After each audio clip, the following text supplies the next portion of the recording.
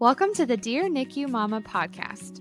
This podcast is a safe place to connect with other NICU moms by listening to interviews with trauma-informed medical and maternal mental health experts, remarkable stories from the NICU, and intentional roundtable conversations.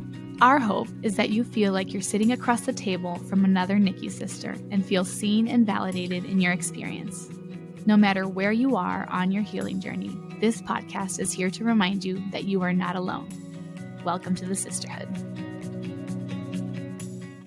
Hello, mamas, and welcome back to the Dear NICU Mama podcast. This is a long time coming. We have taken a little bit of a hiatus with the podcast to really just kind of refine and restructure and just come back with a brand new perspective and fresh heart. And I am so excited to be back here with you today. Before we hop in, we have one very exciting announcement, and that is that we have a new Dear NICU Mama podcast co-host, and it is the one and only Aisha. Aisha, hello. It is so awesome to be here. I'm so excited. I can't believe it. And wow, what a dream. We are also so excited. To any of our longtime listeners, you probably recognize Aisha's name and voice. She's been on many podcast episodes in the past, and if you haven't heard her story, make sure to go back and listen. But we are so thrilled to have you, Aisha, and you're just such a treasured part of this team, and so we are so grateful for you. And we also just want to clear the air that this onboarding is from a very beautiful place. Martha is crushing it at her day job, and we wanted to make sure that she had that space to pursue that and also have time for her family and just everything else in life that comes our way. And so we miss her dearly. We love her dearly. She'll always be a special part of the team. But in celebration of her crushing her day job and Dear NICU Mama continuing to move forward, we're super excited to have Aisha here. So Aisha, hi, yes, again. I have some big shoes to fill, and unfortunately, I am not as funny as Martha. So we're gonna be missing a little bit of that comedic specialness that she brought to the podcast. But I am so happy, and yes, it's as NICU moms, we know that there are seasons, and in those seasons we have to do what's best for our families, and we're so proud of Martha for taking that step, and she knows that she has such a big place in all of our hearts and in my heart, and her story has been instrumental in my healing journey. So I'm just really grateful for her and how she's paved the way, and so grateful to be here and be part of this, because the podcast has been such a resource for me in my journey, and listening to all the stories of moms, of specialists and experts. It's surreal to then now also kind of be part of it and give back as well. So thank you for the opportunity. Yeah. And I'm really excited for this new season. We are too. I'm very excited. When Martha made the official announcement that she'd be stepping back from the podcast, it was kind of like because me and her had such a banter, and we just kind of had this like podcast connection. And so it took us a minute to just think about what do we want the podcast to look like moving forward? Because the podcast isn't going anywhere. It's still such a special and important part of our mission and what we do. And so when we started to think about what type of voice, what type of personality, what type of heart would really be essential in keeping the podcast and moving forward, you were definitely the first name that came to mind. And so I'm so excited to have you a part of it, and I know that you will nurture and take care of this sisterhood beautifully. And so it's going to be a wonderful next season, and I'm so happy to have you a part of it. Well, mamas, what a whirlwind. We got through the holidays. 2024 kicked off. If you are a Swiftie, the Chiefs won the Super Bowl, and I don't know if you could ask for more than that. Yes. Oh my gosh. I'm not even a Swiftie. I'm not even a true Swiftie, but I was invested because it was fun to watch it with people who were. Absolutely. So So I feel like it broke the internet, basically. I mean, she's killing it. So go really women, For sure. But no, it was, I think we hopped into cold and flu season, and I know so many of our community have been sick or worried about sickness or all of the above. It's just always a crazy time of year. And so thank you for giving us the space to take that break to really reflect on 2023 and what we hope 2024 can offer in regards to the podcast. But we're super excited for what's to come. And we just want to reiterate, too, that the heart and purpose of the podcast is not going anywhere. That the mission and purpose and heart of the podcast is not going anywhere. And so if you are a new listener, the podcast is really just a gentle way for you to be able to connect with other moms from the safety of where your heart feels safe. So for some, that's at NICU bedside. For others, that's commuting to and from the NICU. For others, that's at home with their baby, or maybe you're 5-10 years out from your experience and you're really just processing it all. So really, it's just you get to press play, you get to press pause as your heart feels ready for it. And so we have, a variety of episodes from specialists that specialize in maternal mental health, obstetrics, the NICU, all of the above. We have roundtable episodes, which we're excited to do more of in the upcoming season. And then, of course, just stories of hope from NICU moms themselves. And so it's going to be a beautiful It really season is. I'm so excited, and I'm so excited to continue to learn, because I've learned so much through these episodes, to continue to be inspired by stories of hope that you mentioned. And it's gonna be really special. And I think we're really excited to hear more from you, NICU moms who are part of the sisterhood. And so it's gonna be real special. So I'm really excited. Yeah. I love it. Well, and for our very first episode, it is going to be a little bit of a different one. We're doing a Mama's Call-In episode. Now, we've done these before in the past, but we thought it would be fitting with Valentine's Day to do an episode to have moms in our sisterhood call or write in and share about dates or just more special moments that they had with their partners in the NICU. We also want to reiterate, too, that we recognize that there are NICU mamas in our sisterhood, many of them, who didn't have a partner to walk through the NICU with. And so we also want you to know that we honor you this Valentine's Day, and we see you as valuable, loved, and worthy. And we hope that you just feel really taken care of this holiday, and just know that the sisterhood sees you and honors your significant journey as well. Absolutely. So, Aisha, in the spirit of this question, do you have a fun story of a date night that you and Andy had together, or just a moment that was special that you look back on the NICU and it's like, oh yeah, that one was a good one? Oh my goodness. Yes. One stands out for sure. But kind of like how you were saying, I think it's important to recognize, like, the NICU is such a high pressure, like, stressful time. And so that doesn't go away just because you decide to maybe go out. I mean, we were together the whole time, and we were also in the NICU during COVID. So there was even limited time we could spend inside of the NICU with our daughter because of COVID restrictions. Right. And just because we weren't physically at bedside with our daughter didn't mean that our hearts and our minds weren't there as well. But I think it was so important and valuable for us to also recognize that we needed each other and we needed to take care of each other during this time. And so we definitely tried to make it a priority as much as we could to see each other and meet each other where we were at and where we needed to be cared for. And so my husband is a huge foodie. Like, if we go on a trip, what he is doing is researching all the best restaurants to eat at while I'm doing like all like sightseeing and like where to go. Like, right.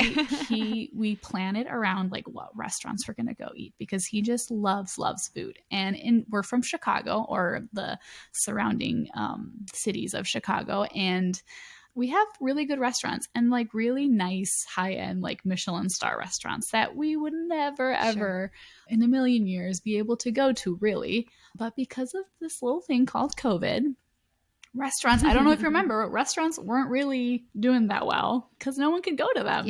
Yeah. So what they decided to do was do a lot of takeout options and like bring food to your home and like have the experience of a restaurant at your home. And one of these particular restaurants was Alinea, and it is Oh, Yes, like the Alinea. Oh my gosh, wait, I think I've seen a Chef's documentary or Table. something. Yes.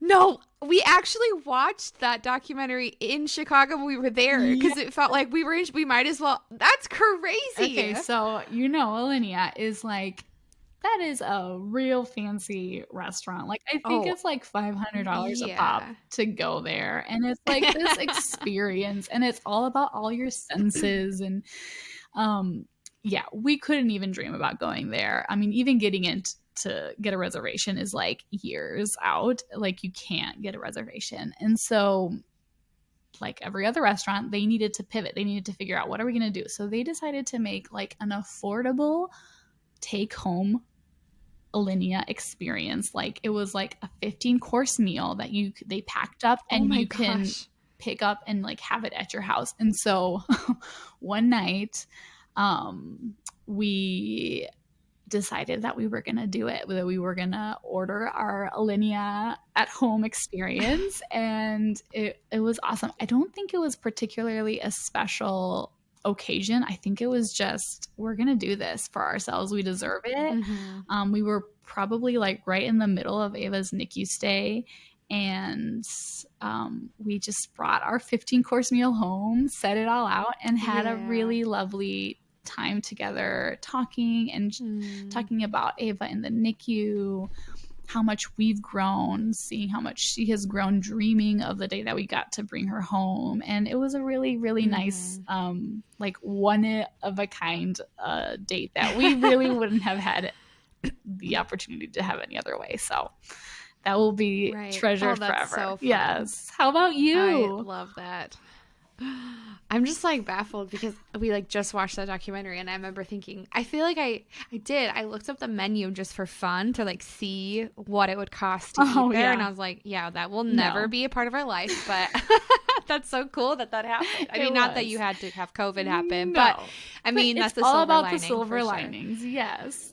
It really is. Yes, for sure. So I will preface this by saying that this was before Ryan got celiac disease, so he could eat anything he wanted. So the options in the cafeteria were unlimited. We didn't have to worry about cross-contamination. It was a glorious time. But kind of our tradition, because we were both self-employed at the time, and so we were able to kind of set our own hours as far as like what time in the NICU looked like. So for us, that was basically 24/7. We'd bring our laptops and work and do whatever we needed to do. But every Friday they had a wood fire pizza night. So we would watch Modern Family and do kangaroo care in the NICU. And then we would hop down to the cafeteria and get pizza. And then usually at midnight, we'd get midnight waffles. Oh, my goodness. And oftentimes on like a long day, if it was just one of those days where we just couldn't leave, if he was more critical, or if there was like kind of an unexpected mishap, we'd be at the NICU pretty much 24 hours. And so sometimes we'd get to that midnight hour and we were like, do you want some midnight waffles? Oh my gosh. So we'd go down to the cafeteria and have that.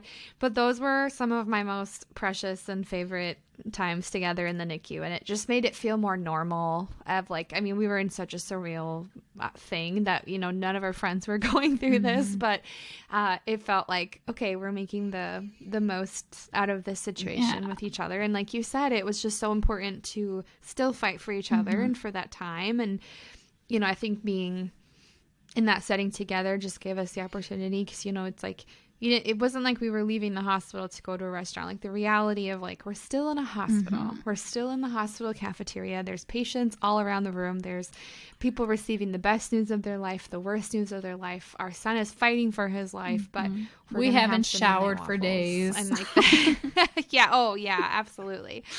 So that if I ever write a book one day, I think there'll be a chapter called Midnight Waffles. Oh my gosh, that's lovely. Well, because, as you were saying that, it made me think those moments become sacred, like they become something that you can kind of hold on to and cling to. And so it's so beautiful. Yeah. And oh my goodness, I love that title. You have to write it now. Right. It has to be in the book now if I ever write a book someday. Of course. That's so beautiful. I love it. Well, like you said, we asked our NICU community, our sisterhood, to write in and call in for their special dates with their significant others, and the responses were so sweet, and I'm so excited to share them and just to even maybe give ideas to NICU moms that maybe right now in the NICU, a reminder that you too can take time with your significant other and, like you said, fight for each other and seek those moments where you can strengthen that bond. Yeah. Yes, absolutely. I love it. Yes. So we will start off with some submissions we got via email, and then we'll end the episode with some voicemails. So Aisha, do you want to kick off the first submission we got from Emma? Yes. So this is Emma from Wisconsin. And she wrote in, she said, while our 31-weeker was in the NICU, we were staying at the Ronald McDonald House. We didn't get out much, and most of our dates were in the hospital cafeteria or the outdoor patio at the house. But one night in particular, we were determined to have a real date. We first went to Target, yes, Target, to buy some bottles, then wanted to go out to eat. We had spent all day in the NICU, so we were exhausted and definitely looking the part. Many places had already closed their kitchens for the night, but there was a small Thai restaurant that was still open. It ended up being some of the best food we'd ever had, and while we didn't talk much outside of our baby fighting for her life, it was so nice to just enjoy a meal together outside of the hospital. The night ended with us completely passed out watching Schitt's Creek, which became the comedic relief we needed during this time. Our dates aren't much more exciting now since we are trying our best to raise a strong, wild toddler. Strong-willed toddler. I love that. Beautiful. Oh, I feel like when I'm reading these, I picture it has like a movie. It totally is. Happening. Yes. We got some good writers That's so in beautiful. Our community. We do. Thank you, Emma, for sharing that. Now I want to watch Schitt's Creek too. It's so. Have you seen it? It's actually so funny. I have. So funny. Yes, we all need those shows. Yes. Especially when we're going through something traumatic. Yeah. In our life. We need a break. Yes. So good. Okay, well, the next one I see is from Francesca. She is from Lockport, Illinois. She writes in, my second son, who is a 32-weeker, was in the NICU for 55 days. Finally, the day came where they told me to bring his car seat in for his car seat test. I brought it in, and my husband and I stayed there waiting until it was done, and he passed. As soon as he was done, they told us he would be discharged the next day. Our nurse suggested my husband and I go out to dinner for a date night because, quote, it would be a while before we could do that again. We took her advice and went out to dinner and had the best time talking about how far our baby has come and how excited we were for him to come home and meet his big brother. And our nurse was right. The next time we went out to dinner, just the two of us, was 2 years later, the day before our 32-week twins were to be discharged. Oh my goodness. Whoa. It's the best memory, and I'm so glad that we did.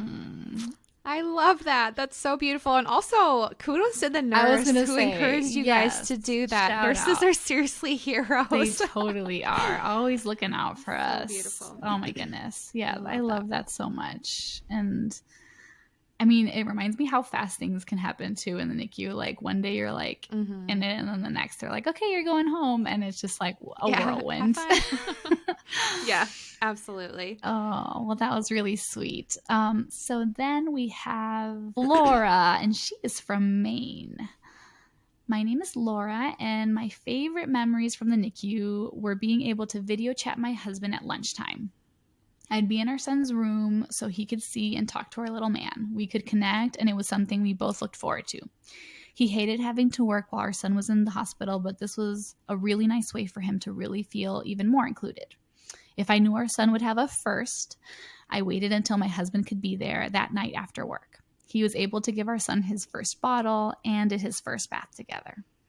Our 33 and 3-weeker will be 2 on March 26th. I affectionately referred to him as our beautiful tornado. He's thriving, and we couldn't be more proud. And then she says to all the mamas, she goes, the days are long, and many moments were scary and full of unknowns. Forcing myself to find some morsel of happy in the trauma helped me get through it. Having something to look forward to also helped. Sending you so much love and strength. XOXO Laura. I love that. Yes. I think she sheds a good light too on just like the reality that you know, like you mentioned, especially during COVID, a lot of times you weren't able to be there at the same time. And so Mm-hmm. sometimes dates or just connection points looked like video chats, but that doesn't make them any less significant. In fact, maybe even more, because that's what you had to fight to have. Absolutely. So I love that she wrote that in. Yeah, beautiful perspective. Let's see. So Tiffany wrote in, and she is from Florida, and she writes, every Wednesday, a lady would bring us dinner so we didn't have to cook.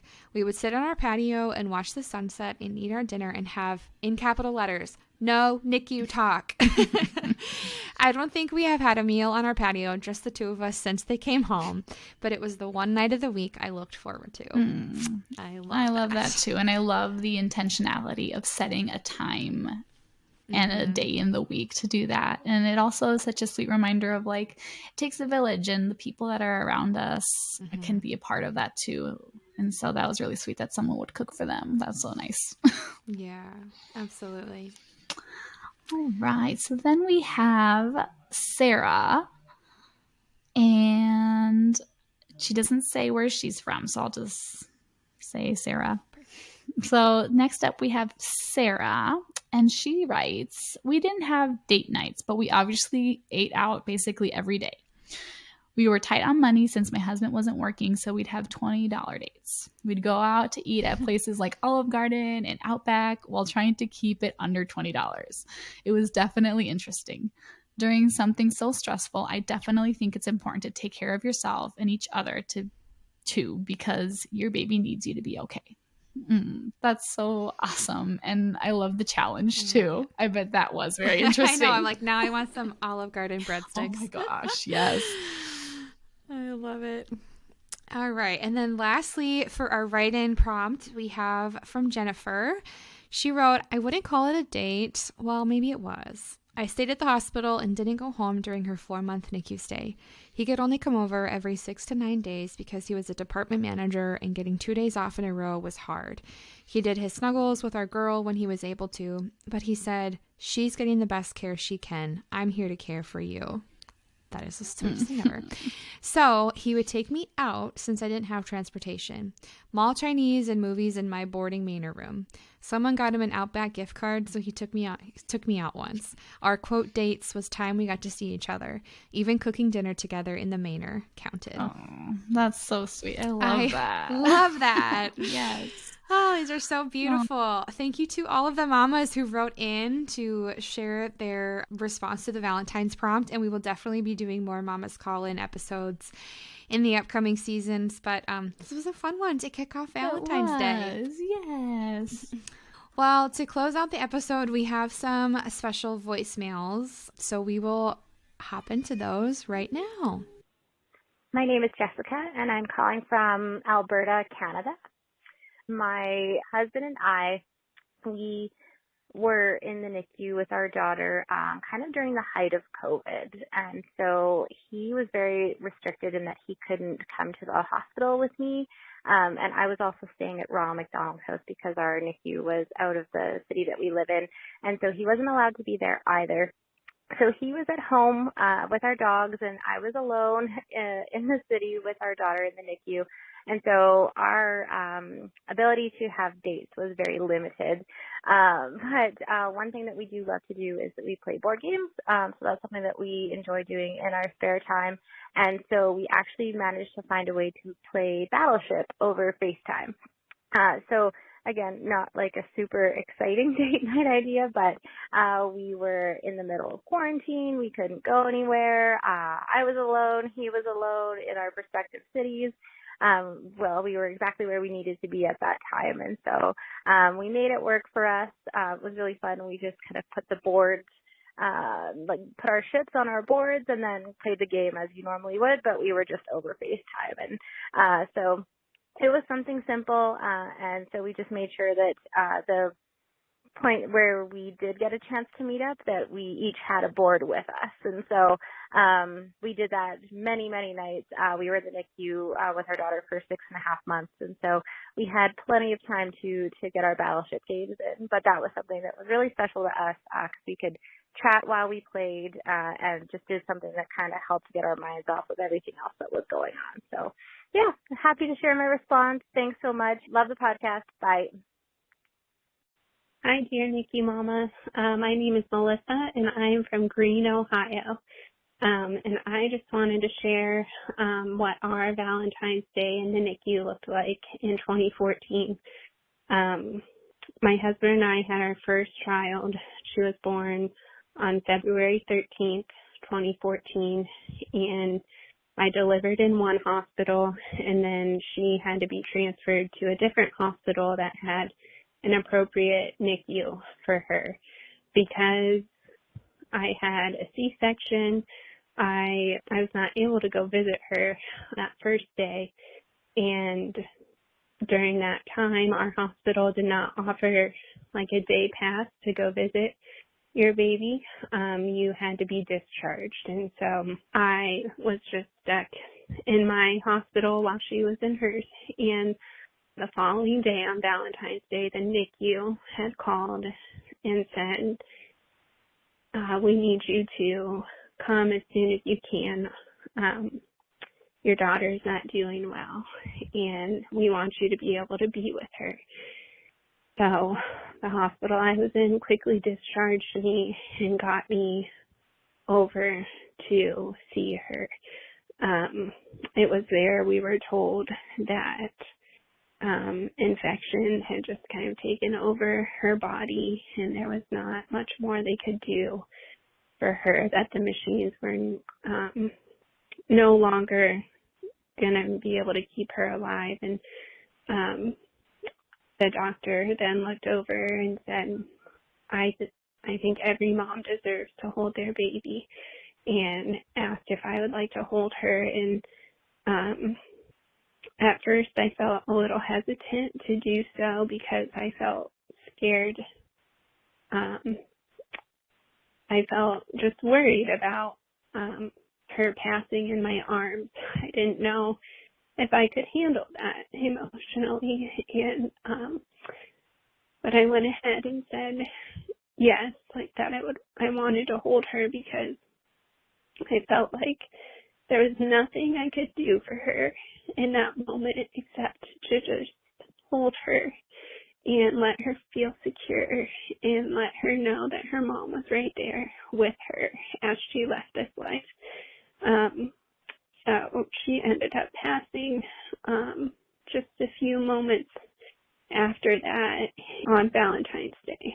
My husband and I look back on, that Valentine's Day, and there's a lot of pain there, and there will always be some hurt when we look back on that day, but also like the deepest love that we have ever felt in our lives happened that Valentine's Day when we got to meet our daughter and spend time with her.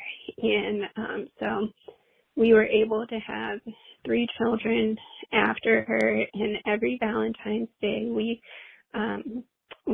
continue to celebrate their big sister Audrey, and we do it with a little Valentine's Day party, and we do cake, and we just celebrate the impact that she had on our lives and that we know she had on other people's lives around us and around her. And we just celebrate her life and the love that we have for her.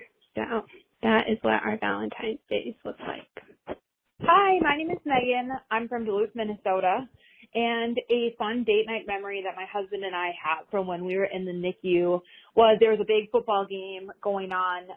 We were fans of different teams at the time, and they were playing each other. And I remember sitting in the room. We grabbed popcorn, microwaved it in the NICU, made all the nurses jealous, brought comfy blankets, and just kind of turned the little couch in there, like the futon, into like just a cozy little couch. It was around Christmas time, and I remember my daughter had her little Christmas tree up in the room, and I just remember how cozy it was. And the nurses came in and they were like, oh my gosh, this is the best. And so I feel like just little moments making it a little more special with like an extra comfy blanket or your favorite snack, just being in that space with my daughter. We could have left and watched the game elsewhere, but it felt just so intimate and special to kind of envision what family life would be like after the NICU. Hi, dear NICU Mama. My name is Maddie, and I live in Sioux Falls, South Dakota. Today, our question was, what was one of our favorite date nights in the NICU? And I would say that my husband and I had a 27 and 2 little girl, and we spent 12 days in the hospital with myself. So our first 6 days was before our daughter was born, and our 6 days after she was born. And our entire time as a couple, we really spent putting together puzzles. So I would say that that was like one of the most memorable times of our journey, and I will forever cherish it because it felt like it was what we were supposed to do to stay connected as just a couple. It was beautiful. So, yeah. Well, thank you to all of our moms who left voicemails for our prompt. It's so fun to hear the voices and just where you guys are listening from and how you tune into the podcast. So thank you for taking the time to share those. If you follow us on Instagram, 7 days ago, it says we posted a post, and one of our writers, Lindsay, wrote it, and I just think it would be such a beautiful way to kind of close out the episode for any of our mamas listening who experienced a separation after the NICU or a divorce or are navigating that currently in the NICU. And so as we kind of close out, the quote of this piece is, "Divorce or separation after the NICU is not a reflection of your worthiness." And I won't read all of it. Make sure we'll take the post in the show notes. But she writes in here, "Sometimes a NICU stay tests our connection. We process things differently. One needs contemplative silence while the other needs to share. One turns to old habits while the other seeks out new comforts. One takes on the outside world, other children, work responsibilities, while the other dives into the NICU. It can feel like you're watching each other through a screen, and you might wonder if you'll find your way back to each other again. Sometimes a NICU stay reshapes our priorities. We realize that our new needs and patterns are no longer compatible, that a relationship isn't evolving with us. Things adjust, expectations change, and the relationship ends. The future holds new possibilities, even as we mourn the couple we were and the family we had envisioned. After the losses we already experienced, it can feel like a brutal blow. But remember, NICU Mama, seasons change, even the cruelest winter thaws, and new beauty emerges. Most importantly, give yourself grace. You are both healing, but healing is not always linear or easy. Know that your best is enough, and trust that you will both find your way." That is so beautiful. Thank you, Lindsay. Yes. We love you, Lindsay. Oh my goodness. Yeah, that is so beautiful. Well, and yeah, just a reminder to the mamas that it isn't your fault. What you guys are going through, what we've all been through, even in our relationships as we navigate the NICU, it's not your fault. And you are doing the best you can with what you have right in front of you. And that is enough. So like Lindsay says, be gentle with yourselves, love yourselves, and love on those little NICU babies, those little Valentines you have. I love it. Well, happy season 8. We're excited to be back. We will be back next week with a new episode, but it is so fun to be back and to be here connecting with all of you. And if you are a new listener, make sure to listen to all of the episodes before this. We have 7 seasons of content, and all of them are wonderful. And so there's unlimited listening to come. So we love you all. Happy Valentine's Day, and we will catch you guys next week. Bye. Bye. Thank you so much for listening to the Dear NICU Mama podcast. If you loved this episode, we'd be so grateful for a review. For more ways to connect with the Dear NICU Mama Sisterhood, check out the links in the episode description.